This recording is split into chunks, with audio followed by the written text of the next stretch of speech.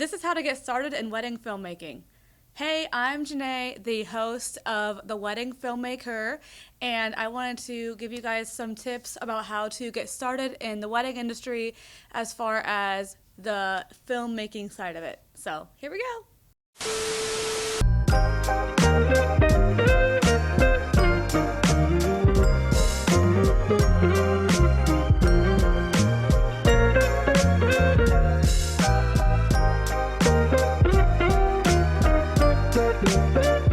So first thing I wanted to do was go over my story and kind of tell you guys how I got started. It is a little bit unconventional in some ways, but who knows, it might help you. So for me, I always loved filmmaking. I always loved making videos. I made YouTube videos as a kid, like all the time. Like once a week, I'd put a new video out on YouTube at least. My parents would bribe me with editing programs and cameras instead of like an iPhone or whatever other kids would be bribed with. So that's kind of like how I've always been, like since I was like 10 years old. My dad had some experience in it, so he kind of showed me the ropes and how to operate a video camera. We'd go to Best Buy and pick one out, and then I would get a tripod and set it all up. We'd write a script together. We would do all the things to make this little production of a YouTube video. And no, I will not be sharing the link with you guys because that is cringy. But anyway, yeah, so that's kind of my background in before I went to high school. I went to high school and there was a program in the high school where we did the high school's news. So I did the anchoring and the writing of the scripts and all that fun stuff. So I was able to learn a lot about filmmaking and editing as well in high school too. By the end of my senior year, I was in charge of kind of the whole week in review highlight thing. So I definitely fell in love with it at that point. I mean, I had already liked it, but that was like where I was thinking that was going to be my career path, was something to do with filmmaking. I really wanted to go into like news or movie sets, stuff like that. I never really thought about weddings or anything like that until a little bit later. So I graduated high school and I got married 13 days after I graduated high school because military. My husband, it was in the Air Force. So, if you're familiar with the military, you know that you have to get married in order to live together on base, or he can't get out of the barracks until he's married to somebody or ranks up a lot. And so we were like, let's just get married, and then we know we're gonna get married eventually, so might as well do it now. I got married, and then I moved to Las Vegas. That's where we were stationed at. Lived there for 3 years, and during the span of those 3 years, I flew back every once in a while to film some people's weddings, which is where I'm going to get into now of how I started doing that. So backtracking a little bit, in 2017, I graduated and got married in 2016. In 2017 is when I started doing weddings. So I had a friend who I was supposed to be her personal attendant in her wedding. And then she sent me this video from this professional filmmaker, like, I don't know, a few months before the wedding, and was like, hey, I know you like doing videography. Can you try to do something like this for our wedding instead of being my personal attendant? And I was like, I guess. I have no clue how to do that, but I kind of watched the video a couple times, watched some more videos to see, what, kind of shots they get and, what, how they film it and stuff like that. So that's kind of where I started. Was I was asked by a friend to do it. Obviously it was free because I had no idea what I was doing, and I had literally like a little black camcorder that was probably from Best Buy that was like $100, and then I had a little purple Canon shoot and what was it called? Like one of those power shot. I think it's called a power shot. I don't know. But anyway, it was a little tiny rectangle. It was meant for photography, but I used that along with my camcorder that I had from Best Buy, and that was what I did to film that wedding. The video actually turned out decently good for the skills that I had and for the equipment that I was using. My friends all lived in Iowa still, obviously, and I lived in Vegas, so whenever one of them would get married, they would ask me to shoot the video for the wedding because they saw my other friend's video. So I would fly back with my stuff, and I would slowly be acquiring camera gear from birthdays and Christmases and stuff like that. And then, yeah, I just kept going for free. And then I put an ad out in like some Vegas wedding groups, and I was like, hey, I'm new at filming weddings. I will do yours for $300. It'll be full day coverage. You'll get a highlight video. You'll get all the things. All you have to do is let me come shoot your wedding. I did a few like that, and I definitely learned a lot and gained experience. I started flying with my drone in Vegas, and I started getting better equipment. I started film school in 2017, and when I did that, they actually sent me a camera that I'm actually recording with right now. I love it so much. It's a Sony FS5, and I used that to film weddings, and then I would borrow cameras from people that I knew. I volunteered at a local church there, and they would let me borrow their cameras sometimes. So doing that and using my FS5 was the way that I started making professional looking videos. So yeah. Then in 2019, not 2019. Then in 2018, I got pregnant and was expecting our first. So I took a little bit of a break from shooting weddings. I think I might have shot like one or two that whole year of 2018. And then after that in 2019, so I had him in August of 2018. And then in 2019, my husband deployed, and I flew back to Iowa and moved back here. When he got back from his deployment, he was out of the Air Force at that point, and so he moved back as well. So I moved back, and then I graduated from film school in 2020. And that was March of 2020, which might ring a bell for some of you guys. That was right when COVID hit. I was the last graduation before COVID hit from the university I was going to. So I felt very lucky to be able to walk the stage and to do all my graduation stuff. A lot of people were not able to do that, so I felt very, truly lucky to be able to do that. So I graduated and was still making some wedding films at that point before I graduated. When I did graduate, is when COVID hit. So COVID hits, and I had like so many inquiries for weddings. A lot of people saw a dip in theirs. I don't know what on earth happened to me, but so many people were asking me to film their wedding that year at the last second. I think it was because a lot of people were going to have to be missing because of COVID, and so they wanted to be able to still show their family and friends their wedding, even if they can't make it to the wedding because of COVID, if they're immunocompromised or just don't want to risk it, or there's like a capacity limit. The first wedding I shot during COVID, which was actually in March of 2020, there was like 7 people there at the wedding. There was supposed to be a big wedding, but it was me, the photographer, the officiant, bride and groom, and then their 2 attendants. So that was like 7 people that were there in total.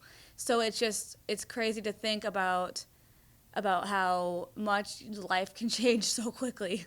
But yeah, so that was what happened during COVID. I probably shot 30 weddings in 2020.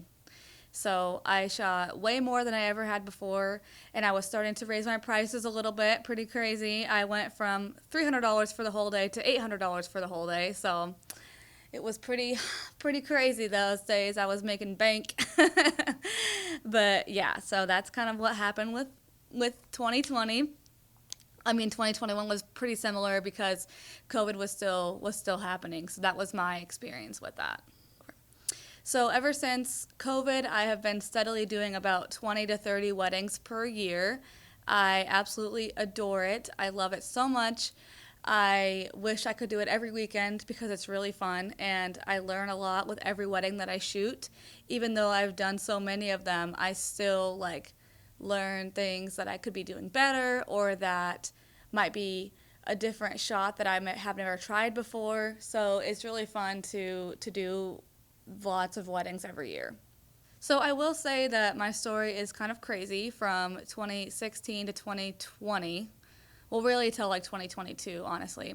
2022 is when I had my second kid, and he was born in August also. So I took a few months off in that time. So yeah, as soon as I found out that I was pregnant, I would like ask my couples like, "Hey, do you guys still want me to edit your wedding video? I can't be there to shoot it, unfortunately, but I can send an associate." And they were all completely fine with that. So I sent a couple of associates that fall and then went back at it in the end of 2022. So back to you. I wanted to go over a few things of before you even get started filming weddings. Here are the things that I would do that I highly, very strongly recommend before you start shooting weddings. The first thing is to have at least 3 cameras that are professional video cameras, not ones that you can just get off of Amazon for $199 that come with filters and a camera and a lens and all those things. Do not buy those. I would say you can buy the mirrorless or DSLR style cameras. They shoot pretty well video most of the time. Definitely check out the specs before you buy it. Make sure that it can shoot in at least 1080p. Make sure that it can shoot 60 frames per second. Those are things that for me are non-negotiables. I shoot in 4K most of the day, but I do shoot in 1080p for the ceremony and for like longer form videos that I'm going to be taking because you don't want to eat up too much of your memory and battery. So yeah, I would say at least 3 cameras. A lot of filmmakers will say 2 cameras. I don't know why, because it is almost impossible to make like a really good video with only 2 cameras, in my opinion. When I shoot a wedding, I take 4 to 5 cameras because I like to get different angles and not have to worry about like distracting people by running across the room during the ceremony to get a certain angle. It's nice to have cameras on tripods that you check periodically throughout the ceremony and make sure that they're doing good. But yeah, 3 is like minimum for me because I have one at the very back of the ceremony spot. So like when they're walking down the aisle, it's like right here, right at the front where they're walking down to get their backs as they go down the aisle, and it also gets the stage really well or wherever the altar is. So then I have a camera on me, I use a gimbal, and I have it just kind of floating around, and I get the very front of the altar so I can get like the bridesmaids walking down and then obviously the bride walking down the aisle. And then I have 2 on tripods on each side of the chairs so that you can get both sides of the vows really good and get their facial expressions as they're telling their vows and all that fun stuff. And then I almost always will bring a GoPro as well, which is very not conventional for wedding videographers, at least from what I know of. But I love to get a shot from the back of the altar, like behind the pastor. So it's like usually above the pastor. I have one of those like grippy things that my GoPro can hang on, so I can clip it to a table if there's like a table, or I can clip it to the if there's like an arch, I can clip it to the back of the arch, stuff like that. So there's so many different ways to set up your cameras, but that's how I do it. So what I just mentioned was 5 cameras. As the ceremony is going, like I said, I'll just go and check on them, make sure that they're in focus, make sure that they're recording correctly, and yeah, so I can't really see why people do it with only 2 cameras, but I see it all the time. They put one in the back and then have one with them. And I'm like, how on earth does that end up looking good or professional? But I'm not one to judge. I just don't get it. So I would say have at least 3 cameras. So the next thing you're going to need is mics. So you have the cameras. You're going to need external mics that can clip onto someone's jacket or onto their back and feed it up, or onto their belt and feed it up their back. However they want to do it is a-okay with me most of the time. But having that audio coming right out of their mouth onto your recorder is going to be extremely important, especially during the ceremony, because the ceremony is where they're saying like the most important words they're ever going to say to each other. So having it on video and having that clear audio coming out is immensely important. I did not do this for the first couple years of filming weddings, and it was almost impossible to hear. And I had a really hard time getting my audio to like sound good. And that was why I had cameras near them, so I was able to kind of hear it, but it was like really, really rough. And if I could go back, that is one of the things that I would fix right away. You're also going to need tripods, obviously. So I'd say the amount of cameras that you have are the amount of tripods that I would get. Unless you're planning on using a stabilizer on one of the cameras, then you'll only need 2 tripods and then 1 stabilizer. I use a stabilizer throughout the day, but I used to only shoot on tripods. That's what I did. And it was actually more difficult than shooting on a stabilizer, but if you're not familiar with a stabilizer, definitely don't get one and start using it at weddings right away. Get one, try it out, try it on other things, test it out at home, test it on your dogs, whatever, and see how the movement of it feels. Get used to it, get used to how to balance it, and all that fun stuff. So that way you are ready on a wedding day and don't just like show up to a wedding with a stabilizer and they're like, I'm going to figure this out. No, don't do that. So if you've never used a stabilizer before, definitely get a tripod and work with that first and then get a stabilizer. So then you're also going to need SD cards to go in your cameras. So you're going to need to put, I always get the ones that are at least 250 megabytes per second of processing time, of speed, so that way your camera's not ever lagging, hopefully. I had to get even higher ones for my newer R6 Mark II because it just is such a high quality, it like kills my SD cards that are slower. So I had to get 500 megabytes per second for those. But yeah, other than that, just get nice SD cards. Do not buy them off of scammy websites. Just buy them from a nice reputable website and get and do not skimp out on SD cards. Get the nice ones because that's where the footage is going. That's where your client's footage will live until you take it off. If you get a crappy one and it corrupts, then you're kind of out of luck. So those are the non-negotiables for me on things to purchase before you even shoot your first wedding.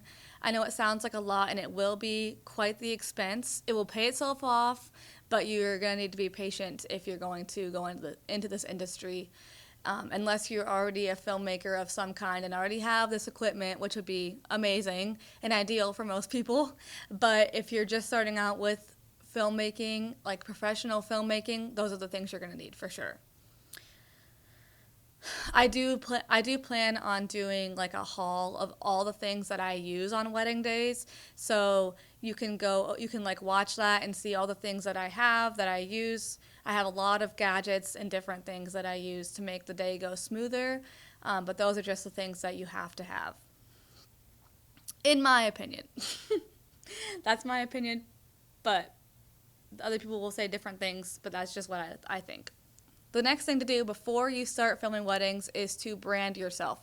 So you're going to want to have a logo made. You're going to want to make your website. You're going to want to make social medias. Even if you don't have like any videos on the social medias or on your website, it's still really good to make those things beforehand so that way you're not trying to like do it at the same time as you're editing videos and like putting them up. So get your logo, get your colors, get your fonts. You can go to a graphic designer or you can do it yourself. But there's lots of ways to brand yourself, and it's really important to do that before you even start because it's going to come off a lot more professional when you're asking people to shoot their wedding versus like a person who's just like, hey, I'm a person with a camera, can I shoot your wedding video? They're going to be a little sketched out possibly. It might feel a little scammy to them. So it'd be good to come across right away as professional and ready to go. So yes, that's what I would very first thing I would do after buying your cameras. So the next thing to do, and the last thing in my opinion to do before you even start shooting weddings, is to set goals for yourself and to manifest those goals. So I listened to a podcast where they talk about manifesting sometimes, and they'd say, put it on the whiteboard. So you have to have a whiteboard, and you write down all your goals, and you write down exactly what you want. Like, I want to shoot this many weddings per month or per year. I want to make this much money. They can be as far-fetched as you want them to be, but it's really important to manifest goals for yourself, so that way you have something to work towards and you can tell if you're achieving them. Because if you don't have goals, then you're just working towards just nothing, like just to see what happens. Who knows, maybe it will be good. So I think it's important to have goals for yourself and to be constantly working towards them, and when you achieve them, make a new one. I have a whole whiteboard full of goals, and whenever I achieve a goal, I just erase it and then write a new one down. Usually it's like the same goal, but it's like more of whatever I asked for. So if I asked for this many weddings per month, I'm going to say, now I'm regularly getting that, so now I want this many weddings per month. Or I have this much income, but now I want this much income, or whatever it is. As a person, in general, it's good to have goals like that and to whiteboard things. But I also think that as a business owner, it's really, really important because you care about the work you're doing and you care about your career and you care about your business. And so it's important to set goals for yourself and work towards those goals. Look at your whiteboard every single day and say, I will shoot 3 weddings per month. And then you'll get there. Now we're on to how to get your content. So this is a hard one because a lot of people don't know where to start. They're freaked out because they don't know how to get into the wedding world. It can be challenging because there are so many videographers out there. So here are the things that I would do to get the content, so that way you can share that work and you can book paying clients with it. So there's really about 2 routes you can go with this. This is what, at least that I know. You can correct me if I'm wrong, but there's about 2 ways you can do this. The first one is to offer free weddings to people who are not planning to have a videographer at their wedding or cannot afford one. So it's nice because in my opinion, I think it's easier to get into wedding videography versus wedding photography because everyone has a photographer at their wedding. It doesn't matter what kind of wedding it is. They're going to have a photographer. But not everyone has a videographer. So you can find someone who wasn't going to have one, or who it's not in their budget to have a videographer, and that's where you're going to get your foot in the door and you're going to get that content. Now, I would say to offer 3 to 4 weddings for free, but that might not be realistic for everyone, so at least 2, in my opinion, just because you're going to need the experience before you have a paying client of shooting a wedding day, because you cannot miss anything. You cannot be sitting on your butt and missing things. You have to be alert and on and ready to go. And if you miss something because you didn't know it was going to happen for a non-paying client, that's much better than if it happened for a paying client. So you need the experience and you need the footage. So do at least 2 for free. I think I did 4 for free when I first started. And that was plenty for me to know what I was doing by that point. I would say for those, don't go over 8 hours of coverage because you're going to burn yourself out. I used to just say all day coverage. I would just shoot from when they started getting ready until they left, which is actually insane, like 13, 14-hour days. So I would recommend not doing that. 8 hours is usually plenty of time for you to get most everything you'll ever need for a highlight video. It won't get every single part of the day, but you're not going to be missing much for a good highlight video. I would not shoot less than 8 hours on those free weddings because you're going to want to get enough for a really healthy highlight video, and those are typically about 8 to 10 hours of coverage. And getting a videographer for free for 8 hours is a miracle from God, so they are lucky to have you. when you are editing those videos, I think you should give your client a teaser video and a highlight video. A teaser video is about 30 seconds to 1 minute, and it's just like the highlights of the best, really fun shots of the day, best little snippets here and there. It's really, really fast, typically pretty fast cuts. I only put like 10 to 12 clips in these typically.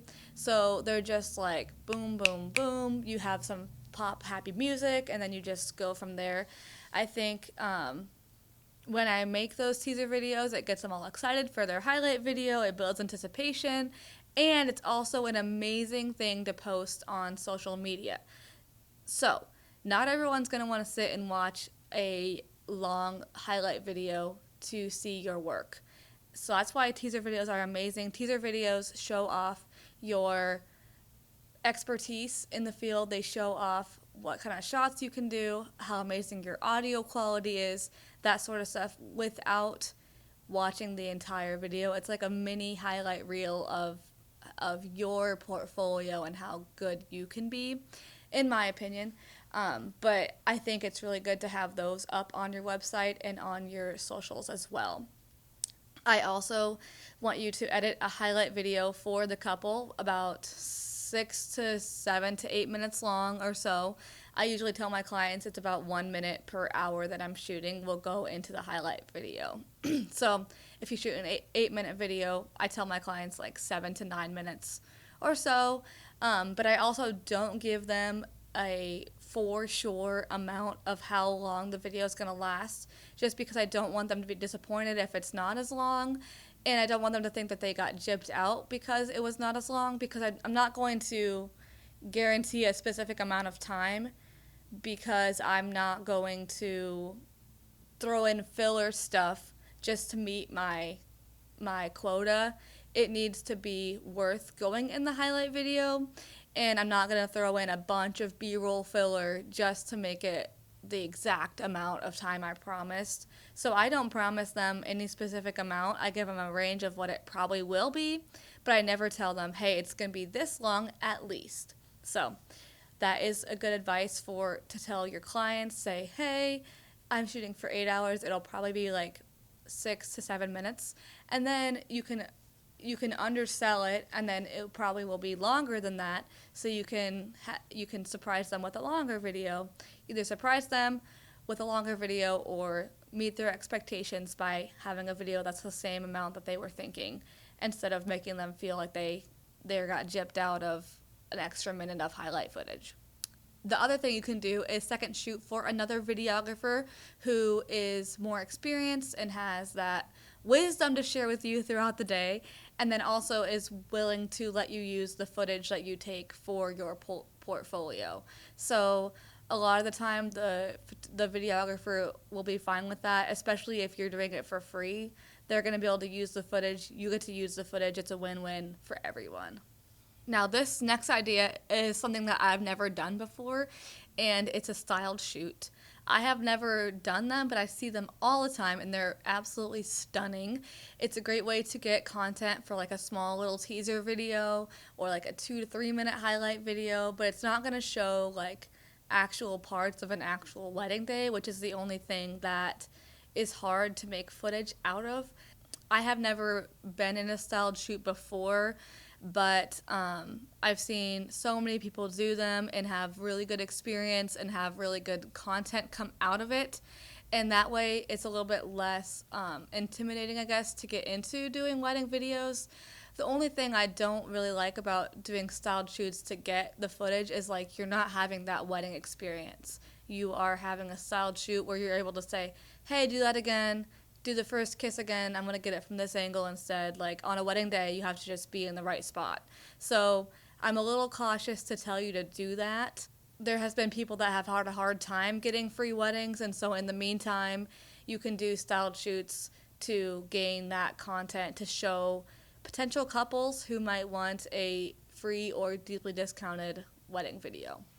And the last thing I will say about getting content for weddings is do not steal content. Say it with me. Do not steal content. Do not steal content. Do not say, hey, video for inspiration, but this is a video I want to make. No. No, no, no, no, no. Do not post another person's video to your social medias or anyone's social media, because that is copyright, and you can get sued for that. And I would not recommend getting sued, but that's just me. So yeah, don't do that. Now we're on to where to post your content. So now you have some content, you have a few teaser videos, a few highlight videos maybe, and now you need to know, where the heck do I post this? How do I get people calling me about doing their wedding video? So the first place that I will post anything is to my social medias, so Facebook and Instagram for me, and YouTube. Those are all places that I've had success getting clients from. Also TikTok. It's crazy, but I will take clips from the highlight video that are like sweet or funny, and I'll post them to TikTok, and it might do really well on there. I have gotten clients from TikTok, so do not discount it. Another place to post your videos and your content is on your website that you made before. Remember the website I told you to make? That website. You can post it there. You can build up your SEO. You can look up ideas on how to build that up. ChatGPT is actually great at that, and it's actually great at writing things to put in your website to make sure that it gets sponsored and boosted to more people. So definitely look into your website as an option to post things. It's a really great place to lead people to say, hey, this is what my videos are, check it out. Another good spot to post things are wedding Facebook groups or town Facebook groups. So a lot of towns or states will have a community group. It's like community of whatever town it is. Find those groups. You can post in them. They don't do as super well in those, but I have gotten clients from doing that as well. Post there, say, hey, I'm a new videographer. I'm looking to shoot weddings for 3 people that are going to be $300 or for free or whatever, so that you can get people. That's how I got all my free ones were from friends. But when I started charging a little bit of money, I found a lot of my clients on either community sites on Facebook or the groups that are like Iowa Wedding Group. And then it's like a bunch of people are posting, hey, I'm looking for a videographer. Or you can post and say, hey, I'm a videographer. I'm looking to shoot some films. So those are good places to post. Also, another good place to post are Facebook ads or Google ads, Instagram ads, whatever kind of ads you can afford. I wouldn't spend a ton of money on them, but I have gotten quite a few clients from doing Facebook ads. So definitely work with Facebook, figure out what are the good things, the good tags to use, stuff like that. Don't just boost a post. Go on your the ad center in Meta and work on creating an ad that will have the right demographics, it will reach the right people, and it's still in your budget, so you're not spending $100 a day on those, because you really can do that.